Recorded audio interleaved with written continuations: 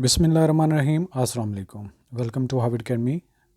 Dear aspirants, Haj and Umrah regulation act 2024 के हवाले से आज का हमारा सेशन है और आपको बताते चलें कि हाविड अकेडमी ये मुकम्मल कोर्स हाविड अकेडमी की वेबसाइट पे अवेलेबल कर रही है और जितने भी एस्पिरेंट्स हैं, व्यूवर्स हैं, वो मुकम्मल तैयारी के लिए, MCQs की प्रैक्टिस के लिए, एग्ज़ाम की प्रैक्टिस के लिए हमारे मुकम्मल कोर्स को ज्वाइन कर सकते हैं।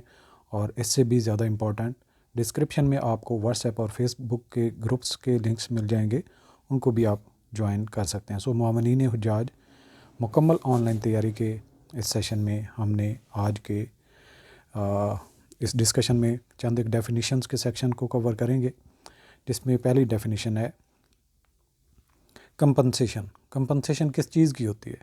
लेट्स सपोज एक फ़र्द है और उसने दूसरे शख्स को कोई ना कोई नुकसान पहुंचाया है। उसकी किसी भी एक्शन की वजह से या किसी भी इनएक्शन की वजह से इस फ़र्द को किसी चीज़ की नुकसान हुआ है, या इसको कमी आई है, या इसको माली तौर पर, फाइनेंशियल तौर पर, फ़िज़िकल तौर पर कोई भी नुकसान पहुंचा है।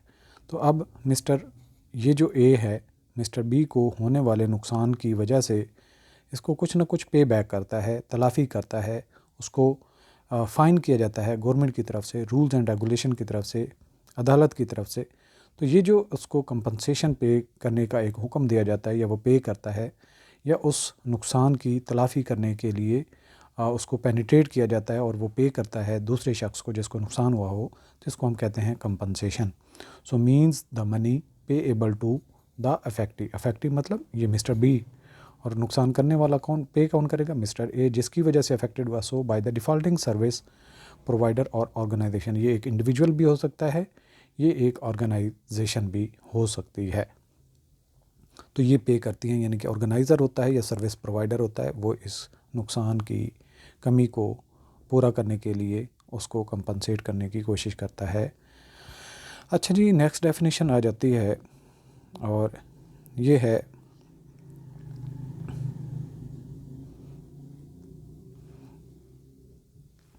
Competent authority. यहाँ पे कॉम्पिटेंट अथॉरिटी से क्या मुराद है? मतलब वो अथॉरिटी जो उस चीज़ पे ऑर्डर कर सकती हो। इसका मतलब ये हुआ, means the secretary as defined in the rules of business. अब ROB के अंदर रूल्स ऑफ बिज़नेस में गवर्नमेंट के जितने भी मशीनरी होती है, वो वर्किंग का एक पूरा मैकेनिज़्म बताया गया होता है। तो यहाँ पे सेक्रेटरी से मुराद क्या है? मिनिस्ट्री ऑफ रिलीजियस और इंटरफेथ हारमनी। इस मिनिस्ट्री का जो सेक्रेटरी होगा वो कॉम्पिटेंट अथॉरिटी होगा। जो भी उसके सामने कोई मामला आएगा, कोई भी जो उसके सामने इस एक्ट की खिलाफ वर्जी के एवज़ या कंप्लेंट के हवाले से कोई चीज़ आती है, उसके ऊपर जो डिसीजन होता है या उसको डिस्पोजल का जो मैकेनिज़्म सेट करता है, तो उसको क्या कहते हैं? Competent authority. और इन सारे मसाइल के हवाले से इस मिनिस्ट्री का जो कॉम्पिटेंट अथॉरिटी है वो सेक्रेटरी है, यानी टॉप टियर जो ऑफिसर होता है, ब्यूरोक्रेट होता है, वो कॉम्पिटेंट अथॉरिटी कहलाएगा। नेक्स्ट मूव करते हैं कंप्लेंट। कंप्लेंट से क्या मुराद है? कंप्लेंट से मुराद है शिकायत। शिकायत क्या होती है, किस वजह से होती है?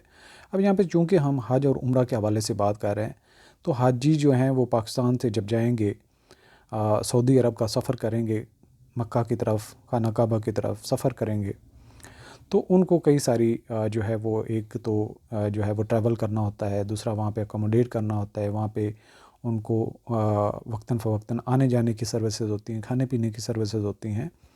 तो इस हवाले से जो ऑर्गेनाइज़र होते हैं, सर्विस प्रोवाइडर्स होते हैं, ऑर्गेनाइजेशंस होती हैं, वो पेमेंट लेती हैं और उसके बाद उनके साथ वादा करते हैं कि हम ये चीज़ें आपको प्रोवाइड करेंगे। जितनी ज़्यादा सर्विसेज दी जाती हैं उतना ज़्यादा उनको पे भी करना पड़ता है, वो पे कर लेते हैं।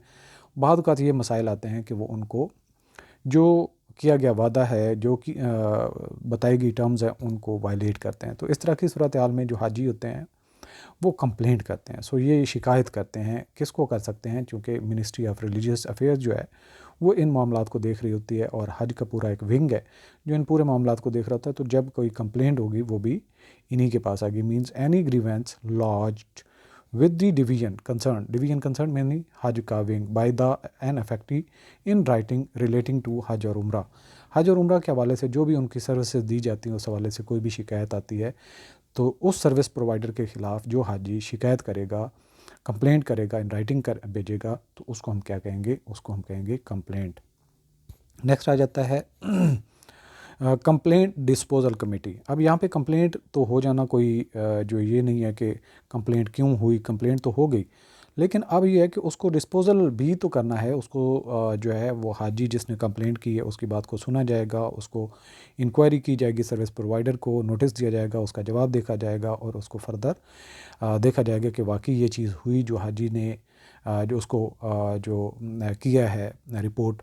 अब उसको जो नुकसान हुआ है या उसको सर्विसेज की कमी की गई है या उसको किसी तरह से भी दुश्वारी सामने पेश आई है, तो अल्टीमेटली सर्विस प्रोवाइडर को जो भी डिसीजन होगा उसके मुताबिक कंपनसेट भी करने की कोशिश की जा सकती है या डिस्पोजल भी किया जा सकता है कि बेसिकली ये मिसअंडरस्टैंडिंग थी, ह्यूमन एरर थी, इस वजह से ये चीज़ हुई।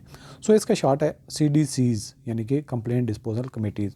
तो एक से ज़्यादा कमेटीज़ भी हो सकते हैं। Main committees constituted under this act. तो इस एक्ट के मुताबिक क्योंकि बहुत सारे हज होते हैं कि टाइम में ड्यूरेशन में ये सारी चीज़ों को डिस्पोज करना होता है, तो एक कमेटी के पास की ये बात नहीं होती, ज़्यादा कमेटियाँ भी बनाई जा सकती for disposal of complaints relating to हज और उम्रा। हज और उम्रा के मौका पर जितने भी हजी हैं उनकी शिकायत को डिस्पोज ऑफ करने के लिए जो committees ministry of religious affair की तरफ से, हज विंग की तरफ से बनाई गई होती हैं ताकि वो कंप्लेंट को सुने और उनको डिस्पोज ऑफ करें, तो उसको कहेंगे कंप्लेंट डिस्पोजल कमेटीज़। नेक्स्ट चलते हैं डिसीजन। क्योंकि एक हाजी ने कंप्लेंट लॉन्च की है और उसकी इंक्वायरी हुई है, फर्दर उसको इन्वेस्टिगेट किया गया है, प्रॉपरली उसकी स्क्रूटनी की गई है, चीज़ों को देखा गया है, तो वाकई उसको हो सकता है कुछ उसमें से मिल जाए, वाकई ऐसी चीज़ें जो सर्विस प्रोवाइडर ने कमिटमेंट की हुई थी उनकी वायलेशन हुई है। तो इस तरह की सूरत हाल में फिर डिसीजन दिया जाता है ताकि दोनों पार्टीज़ को जो है वो जो ज़्यादती करने वाली उसको पेनिट्रेट किया जाए, उसको पनिश किया जा सके, और जिसके साथ ज़्यादती हुई उसको कंपनसेट किया जा सके। मीन्स एन ऑर्डर और direction of the division concern the appellate committees और the CDCs made in accordance with the provisions of this act और रूल मेड देयर अंडर। सो इन कवानीन के मुताबिक, रूल्स के मुताबिक डिसीजन दिया जाता है प्रोविजंस को देखते हुए, ताकि जो है वो दोनों पार्टीज़ का इत्मीनान भी हो सके और आइंदा से इस तरह की गलती की कोई गुंजाइश भी ना हो सके, रेपिटेशन भी ना हो सके। आज का सेशन यहाँ पे कंक्लूड करते हैं। अगेन आपको बताते चलें कि हार्वर्ड अकेडमी के प्लेटफॉर्म से आप हमारा मुकम्मल कोर्स ज्वाइन कर सकते हैं। हार्वर्ड अकेडमी की ये वेबसाइट का लिंक मेंशन्ड है और ये हमारा व्हाट्सएप नंबर है और आप हमें कांटेक्ट कर सकते हैं ताकि आप अपने कोर्स को इन टाइम और कंप्लीट तैयारी करके एग्ज़ाम में अपीयर हो सकें। अल्लाह हाफ़िज़।